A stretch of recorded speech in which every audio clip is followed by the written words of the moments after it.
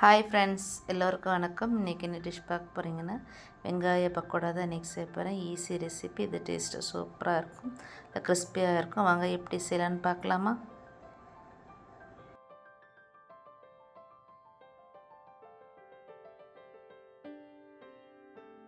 அதுக்கு ஒரு மசாலா ரெடி பண்ணிக்கலாம். 2 துண்டு இஞ்சி, 4 பூண்டு, 4 பச்சை மிளகா, சோம்பு 1/4 டீஸ்பூன். இதை நல்லா இடித்து வச்சுக்கலாம். நல்லா இடித்து இந்த மாதிரி எடுத்து வச்சுக்கலாம். இப்போ நான் 1/2 கிலோ வெங்காயம் எடுத்துருக்கேன். இதை நீல வாக்கில் கட் பண்ணி எடுத்து வச்சுக்கலாம். இப்போ இதை ஒரு பவுலில் மாற்றிக்கலாம்.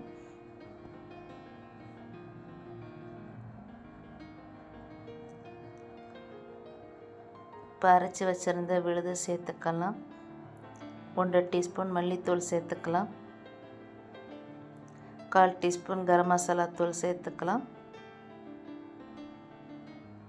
இதுக்கு மிளகாத்தூள் தேவையில்லை, அந்த பச்சை மிளகா காரமே போதும். இப்போ தேவைக்கேற்ப உப்பு சேர்த்துக்கலாம்.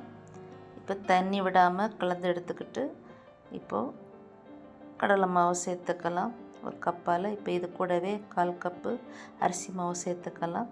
சேர்த்துட்டு கொஞ்சம் கொஞ்சமாக தண்ணி சேர்த்து நல்லா கலந்து எடுத்துக்கலாம். இப்போ ஸ்டவ் ஆன் பண்ணிவிட்டு பாத்திரம் வச்சு சூடானதுக்கப்புறம் ஆயில் சூடானதுக்கப்புறம் கொஞ்சம் கொஞ்சமாக போட்டு பொரித்து எடுத்துக்கலாம். இது டேஸ்ட்டு சூப்பராக இருக்கும். இதை நீங்களும் ட்ரை பண்ணி பாருங்கள். இது ஈஸி ரெசிபி தான். இது சோம்பு பச்சை மிளகா ஸ்மெல்லு அருமையாக இருக்கும். மீதி இருக்க எல்லாமே பொரித்து எடுத்துக்கலாம். இந்த வீடியோ பிடிச்சிருந்தால் லைக் பண்ணுங்கள், ஷேர் பண்ணுங்கள்.